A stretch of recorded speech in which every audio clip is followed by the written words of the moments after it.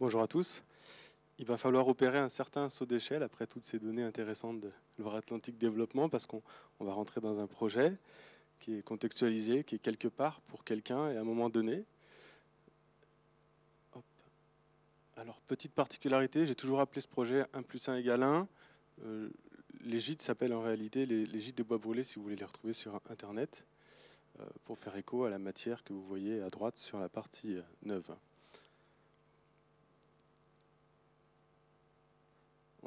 On est heureux de présenter dans le cadre de cette conférence Habiter autrement notre projet, parce que c'était une commande un peu particulière.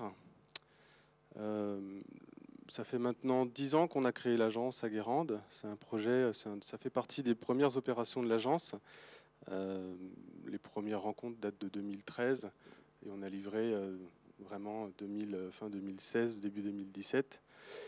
Donc c'est un projet qui a pris du temps. Si j'ai un conseil en préambule à donner aux porteurs de projet, c'est prenez votre temps, acceptez de perdre du temps pour en gagner pour plus tard, puis gagner parfois de l'argent aussi, mais perdez votre temps à le prendre correctement. Cette épaisseur-là, elle va avoir du sens pour votre projet. Ça va libérer aussi l'architecte. Ne prenez pas en calcul simplement la rentabilité sur les temps stricts des instructions de permis de construire, parce que tout ne se passera pas comme vous avez prévu les choses. Ça, c'est le préambule de départ. Voilà.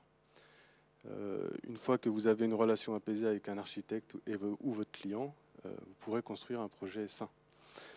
Donc l'agence a été créée il y a 10 ans à Guérande. On est dissimulé en intramuros. On est une petite agence. Nous étions 3 voire 4 avant le Covid. Le Covid a eu ses bienfaits sur la psychologie humaine, des départs pour des raisons personnelles, pour vers d'autres vies. Nous sommes maintenant 2 à travailler sur 2 architectes, 2 à travailler sur des échelles de projets qui sont radicalement différentes, sur des projets de petites échelles, certes, mais des projets qui pour nous ont du sens. Donc ça peut aller de la petite extension jusqu'à la réhabilitation de halles de marché, de logements sociaux, d'écoles, de gîtes. Mais ce qui anime tout ça, ou le prisme qui traverse en tout cas le choix de nos projets, c'est le sens qu'on va donner, ou le bon sens qu'on va essayer de donner aux différents projets. Donc ce gîte à Guérande, l'agence, par contre il y a une particularité, on a une double formation en anthropologie urbaine. Je vous en parle parce que ça permettra peut-être de traverser cette présentation un peu différemment. C'est-à-dire que quand on fait une étude dès les phases de conception, on a un lourd travail, on s'oblige à faire un lourd travail sur une ethnologie, des pratiques de nos clients quand c'est pour chez eux, ou des usages quand c'est pour un lieu différencié. Je vous donne un exemple tout bête, c'est quand on a livré les halles de la Turballe, j'ai été vendre des huîtres et des coquillages avec des marchands pour comprendre le travail. Et cette particularité-là, on essaie de l'appliquer sur chacun des projets. Donc dans le cadre de gîtes, on s'est astreint à la même particularité d'analyse au préalable de pratique. Voilà, donc on se situe à Guérande. J'ai privilégié plutôt des photos plutôt que des plans, parce que pour moi, la morphologie du territoire, elle a une importance primordiale dans le cadre de cette opération-là. Guérande intramuros, vous voyez, est ici. Donc on a le Trait, les marais salants, toute cette zone-là. Vous avez la Baule ici, le Pouliguen, Bas-sur-Mer. Pourquoi je vous parle de la morphologie? Parce que c'est inhérent à l'économie sociale du territoire et à sa pratique, donc les marais en l'occurrence ici. Et donc nous, notre opération, elle se situe vraiment en bordure de marais, donc proche de l'eau. Mais proche de l'eau, c'est pas le seul reflet de l'activité des marais. La trace, c'est aussi la morphologie urbaine et son parcellaire. Donc on nous a demandé d'intervenir sur une parcelle qui se situe ici, avec un parcellaire de hameau qui est ancien. Et puis là, on voit le début du mitage du territoire des années 90 qui démarre ici. Et donc nous, on se situe là. Donc une intervention de couture qu'on pourrait croire, parce qu'on est à Guérande en campagne, pas du tout, qui est en fait une situation qui est extrêmement urbaine, avec des pratiques sociales qui sont urbaines également. Hop. La commande. Je passe un petit peu de temps là-dessus, parce que la commande elle a un reflet tout particulier. Le maître d'ouvrage nous demande, nous consulte en nous disant j'achète une parcelle avec une maison à réhabiliter, je voudrais y faire dessus un lieu, mais qui serait aussi 2 lieux, mais 2 lieux qui pourraient n'être qu'un lieu, Donc vous arrivez comme ça devant votre maître d'ouvrage en disant bah, j'y vais, si vous avez l'intelligence de m'expliquer un peu plus, on part ensemble, on y va. Oui, mais pas seulement de lieu, je veux que ce soit un lieu qui puisse élever mes enfants, mais pas les élever au sens éducatif, c'est-à-dire partager avec eux ce que c'est que le sens du travail, de l'artisanat. Bon, ça se complexifie, mais c'est aussi un projet social parce qu'on construit quelque part et comme le maître d'ouvrage, selon lui, on perdait cet aspect social des marais avec l'économie qu'elle générait. Je veux redonner du sens à l'aspect social. Je veux aussi investir et puis je veux créer surtout un outil de travail, donc je veux que ce soit rentable. Et je veux aussi que ce soit écologique. Voilà. Vous avez toutes les contraintes particulières. Et encore, vous ne les avez pas toutes parce que je ne vous ai pas parlé des couches réglementaires de protection du patrimoine et du paysage qui sont nécessaires à ces endroits-là, bien sûr. Donc, on arrive ici, un des premiers projets de l'agence. Avec ces complexités-là, on se dit, on y va. On accompagne ce maître d'ouvrage qui a l'air sensible à ça. Donc voilà la commande. 2 gîtes qui peuvent devenir un seul. Et je mets cette image qui est pour moi importante parce qu'elle a nourri, c'est un homme dans un chantier, elle a véritablement nourri tout le chantier. L'importance, le maître d'ouvrage donnait de l'importance à la personne qui allait faire les choses. Petit préambule, vous verrez en bas, à chaque fois j'essaye de mettre des thèmes qui font écho à ce que je dis pour garder une trace, ou si j'oublie quelque chose comme ça on est sûr pour vous de lire et moi de rien oublier. Donc au-delà de l'aspect humain, le maître d'ouvrage avait pour intention de réfléchir à où allait l'argent. Donc c'était pas simplement faire des économies, mais en tout cas si on dépensait de l'argent, on accepte parfois d'en dépenser un petit peu plus, en sachant où vont ces euros. Et donc ça a eu un aspect tout particulier parce qu'il a fallu aussi consulter des entreprises. Alors on a cette chance parce qu'on a un marché privé, un marché public ça aurait été interdit, d'être dans un marché privé et puis de sélectionner des entreprises qui sont locales. Mais locales comme leurs matériaux, c'est-à-dire où est-ce que vous allez acheter les choses. Et ça a été d'une importance primordiale dans le cadre de la consultation parce qu'on a pu renégocier, comme les matériaux, certains venaient d'une localité, enfin une proximité importante, d'autres un peu plus loin, mais de pouvoir négocier l'ensemble de la chaîne des matériaux lors de la consultation. Donc voilà, c'est pour ça qu'on a marqué territorialisation des euros humains, et Marcel Mauss, c'est pour l'importance de la main, de la tête, et Marcel Mauss, c'est un ethnologue qui a travaillé sur le travail comme transmission et le geste comme le miroir de l'intelligence d'une société. Et pour nous, c'est important de l'évoquer. Voilà. Donc les études et le PC. On est déjà à 8 minutes. Site inscrit des marais, donc constitue dans une complexité réglementaire qui est importante. Site inscrit des marais, PPRL, PLU et secteur sauvegardé. Petit nota, un projet comme ça sera interdit maintenant en raison de l'évolution des PPRL et des plans de submersion marine. Approche de projet. Donc l'approche anthropologique, je l'ai évoquée. Donc je commence par un projet qui ne s'est pas fait. Pour vous dire qu'on travaille pendant 3 mois avec un maître d'ouvrage, on présente à l'ABF un projet qui, au final, ne va pas être accepté. Donc, porteur de projet, prenez votre temps et votre mal en patience. Mais pour des raisons qui sont pertinentes, pour nous, de l'art naît la contrainte, ça a été une devise avec le maître d'ouvrage, c'est-à-dire qu'on va essayer de se saisir des potentiels par opportunité, des refus de certains acteurs sur le projet. Ça ne veut pas dire que le premier n'était pas de qualité, mais il ne convenait pas à l'ensemble des acteurs qui composent le territoire. Et donc on arrive à cette forme, sur une parcelle qui est, vous voyez, excusez-moi, vous voyez pas, vous voyez maintenant, entourée de murs, exposé plein sud, le bâtiment qui est existant, et une extension qui est accolée. Donc le premier projet, c'était de venir accoler tout au nord pour profiter du sud, libérer les murs, c'était pour des raisons structurelles, et donc coûteuses aussi. On a libéré des jardins, et on a orienté un deuxième projet accolé au premier existant sur le côté.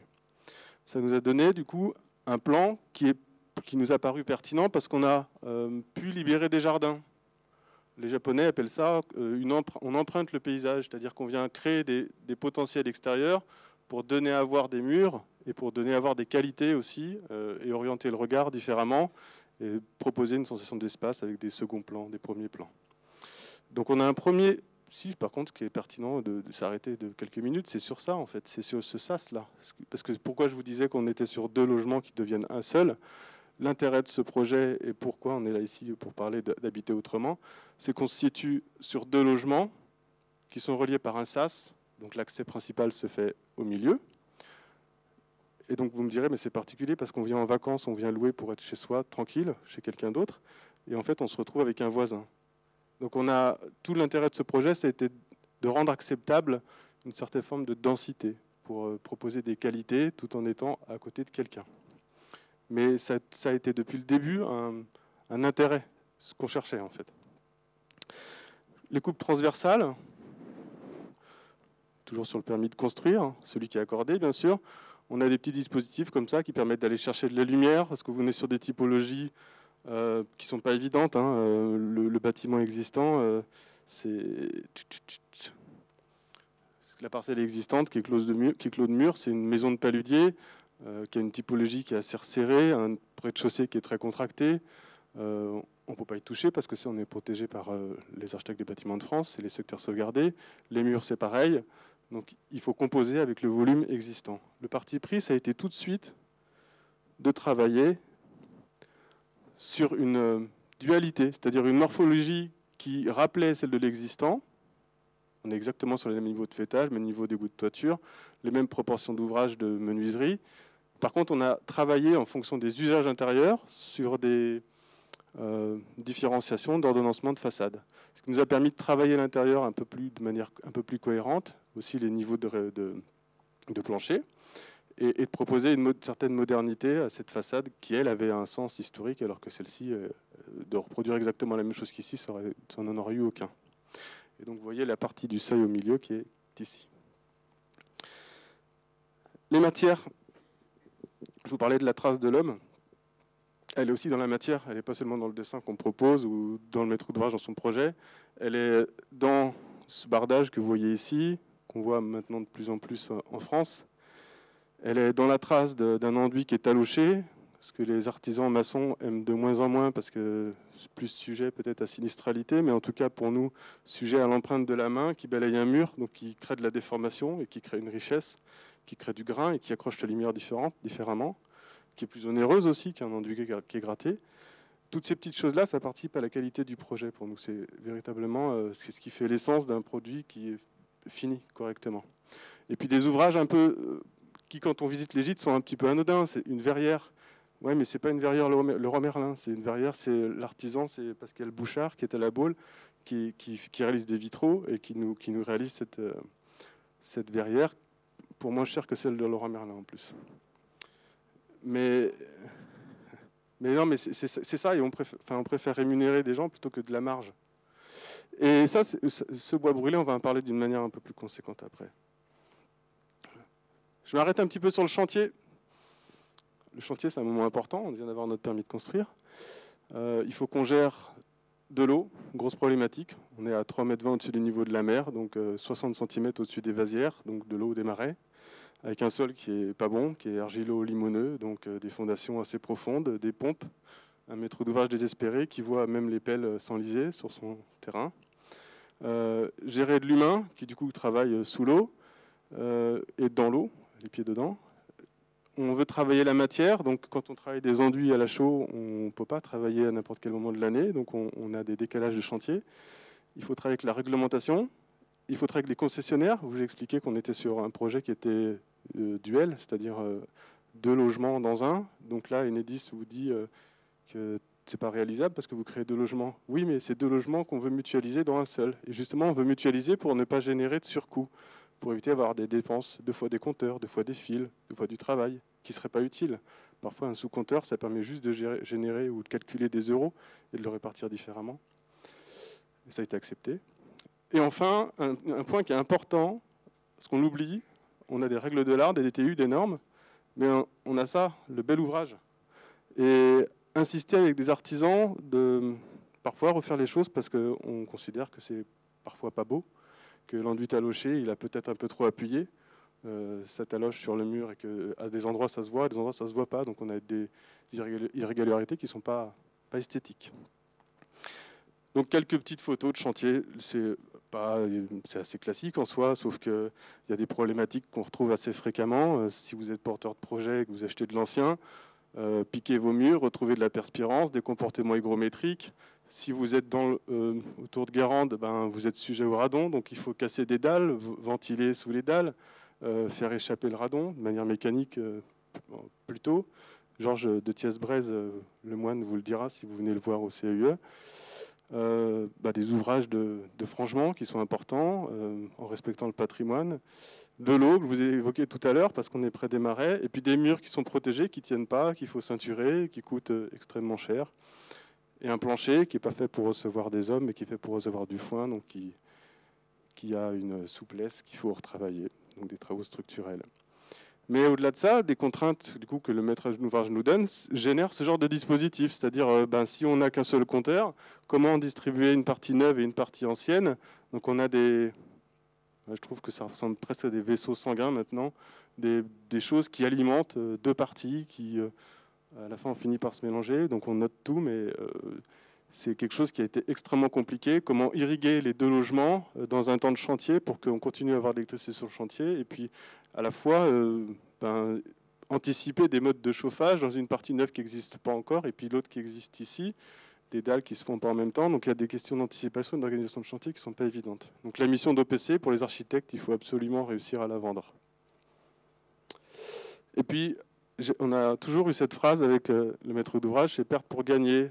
Donc on s'est dit comment on peut essayer de gagner un peu en qualité, masquer. Donc je vous ai mis ce petit détail, j'aurais pu en montrer d'autres, mais par exemple, plutôt que de faire une gouttière traditionnelle nantaise ou havraise, en façade, on a créé un chéneau dans l'épaisseur de la façade en surépaississant les chevrons. Donc on crée un double tassautage et on vient jouer avec le DTU pour réussir à masquer cet élément de gouttière derrière la façade, ce qui fait que, tout à l'heure vous le verrez sur les photos finies, on ne la voit pas.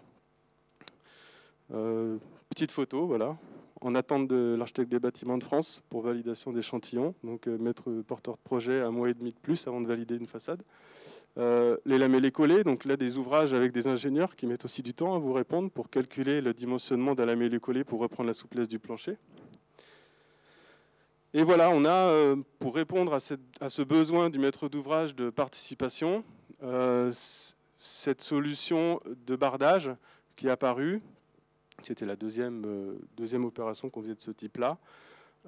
Donc ça, je vous parle de ça, c'était 2013-14. Le bardage en bois brûlé, maintenant, vous pouvez en acheter en France. Ça existe. Je crois même que Laurent Merlin s'y met, d'ailleurs. Je peux faire de pub. Pas de cette qualité-là, en tout cas. Quand on en fait maintenant, on l'achète aux Pays-Bas, nous. Mais c'est la meilleure qualité. C'est un architecte qui a créé un four pour le brûler. Là, on a créé une association, parce qu'en France, on n'a pas le droit de faire un feu sur un chantier, donc un chantier, vous ne brûlera jamais du bois.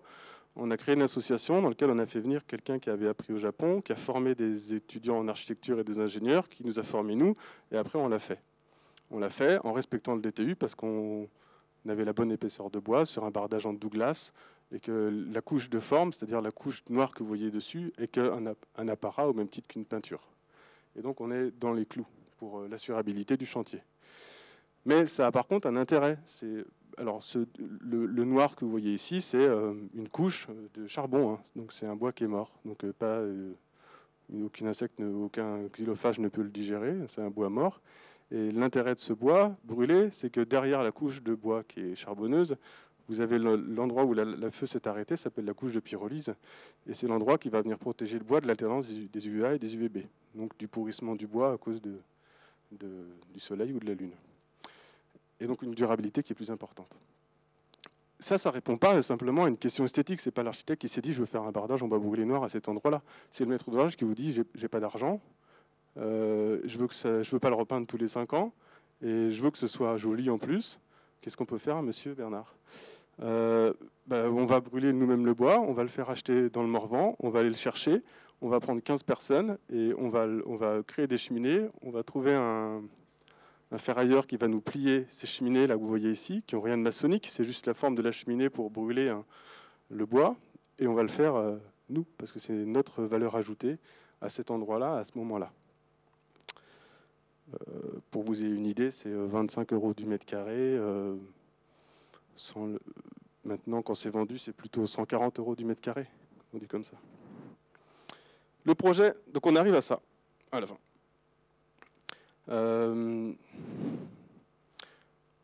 Pourquoi, par contre, on a des couleurs hein, qui sont peut-être un peu flashy. On a voulu faire un rappel des menuiseries qu'on trouvait assez belles à Saint-Guénolé, Bas-sur-Mer, de l'église. Donc vous avez ce turquoise qui est là pour unifier une façade d'une partie qui est neuve, sur laquelle on a joué avec l'ordonnancement de la façade, une partie qui est ancienne, une toiture qui va être maniée dans un second temps. Et donc 2 jardins qui se font front. Ça, c'est l'intérieur de la partie réhabilitée. Donc, on vous parlait de matériaux. On a essayé de travailler avec le thermicien. Il nous a trouvé des astuces, parce qu'on est dans le cadre de la réglementation thermique 2012. On a travaillé par élément. Il nous a trouvé une astuce sur laquelle on a doublé certains isolants réglementairement, et certaines fois, on n'en a pas mis. Encore une fois, pour répondre à la question de l'outil de travail, quelqu'un qui veut venir en vacances à Guérande dans une maison en pierre, il veut voir de la pierre. Donc, d'une manière assez pragmatique, on répond à cette question-là.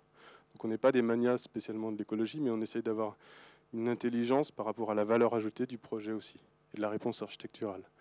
Et donc ce qui fait qu'on a par contre des matériaux sains aux autres endroits. Là c'est un enduit correctif thermique derrière le poêle pour masquer le bistre.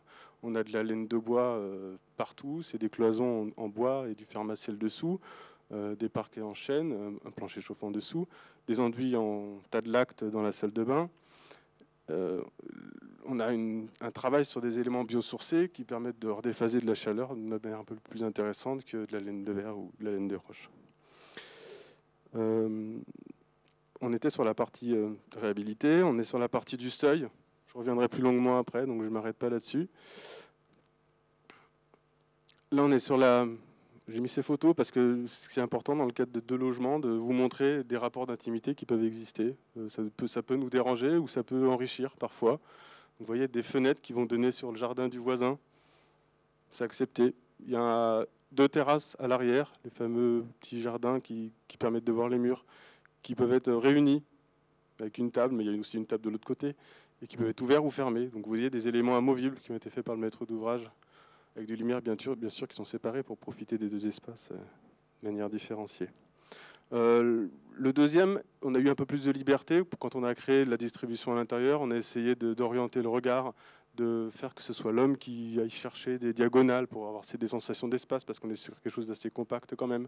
Donc on a des dispositifs comme la fameuse verrière de tout à l'heure, ou des châssis fixes qui permettent de s'asseoir contre, de ne pouvoir pas avoir des battements sur les ouvrages de menuiserie. Et donc ça donne ça. Donc ces 2 fameuses façades ordonnancées différemment, qui ont les mêmes proportions et les mêmes tailles. En termes de montant de travaux, parce que c'est toujours important, alors par contre là on est en 2016. Hein. Peut-être que, à mon avis, vous faites x2 peut-être là. Faites x2 pour la main d'œuvre et puis la fourniture au total. Je pense qu'à Guérande on n'est pas loin de faire x2.